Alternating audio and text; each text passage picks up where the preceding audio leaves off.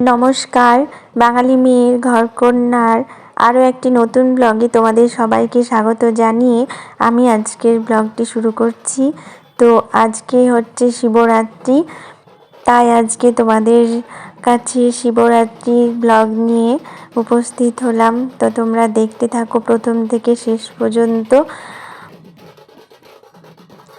শিবরাত্রির দিনে দেখো বিশাল বড় শিব ঠাকুরের মূর্তি নিয়ে সকলে মিলে বাজনার তালে তালে নাচ করতে করতে শিব ঠাকুরকে নিয়ে যাচ্ছে মূর্তি স্থাপন করবে বলে। প্রতি বছরই এইরকম শিব ঠাকুরের মূর্তি এখানে ওঠে আর বিশাল বড় মেলা হয়, বেশ ধুমধাম করে শিব ঠাকুরের পুজো হয়।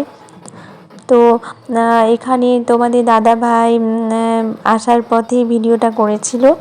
তো আমি বাড়িতেই উপোস আছি, বাড়িতে পুজো সেরে আমিও চলে এলাম শিব মন্দিরে শিব ঠাকুরের পুজো করতে।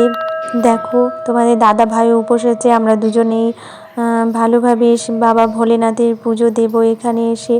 তো এখানে পুরোহিত পুজো করবেন না, আমরা নিজেরাই নিজেই শিবের মাথায় জল ঢেলে পুজোটা করে নিচ্ছি।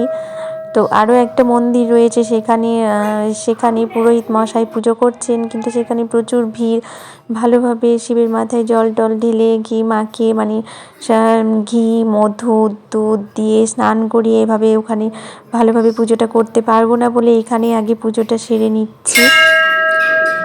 এখানেও অনেকেই পুজো করে গেছে। তো এবার রাত্রিবেলায় চতুর্দশী লেগেছে, তাই আমরা সেই রাত 10টার সময় এসেছি বাবা ভোলেনাথের মাথায় জল ঢালতে। তো আমরা প্রথমে মা ছেলে দুজনে মিলে পুজো করছি, তারপর তোমার দাদা ভাইও শিব ঠাকুরের মাথায় জল ঢালবে। আর দেখো শিব পার্বতী মায়ের মূর্তি পাশে মন্দিরে আছে।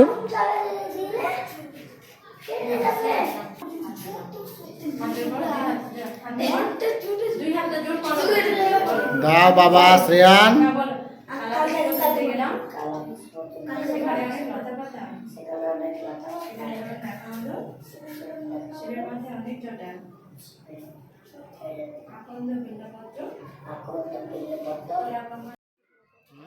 এরপরে আমরা চলে এলাম গাছতলায়, আরও একটি শিবলিঙ্গ রয়েছে, সেখানেও জল ঢেলে দেবো বাবা ভোলেনাথের মাথায়, স্নান করাবো। তারপর ফুল টুল দিয়ে পুজো করে প্রণাম করে তারপরে বাড়ির দিকে রওনা দেব। তো বন্ধুরা, ভিডিওটা যদি তোমাদের ভালো লেগে থাকে অবশ্যই লাইক কমেন্ট ও শেয়ার করতে ভুলো না। আজকের মতো এখানে এইটুকু।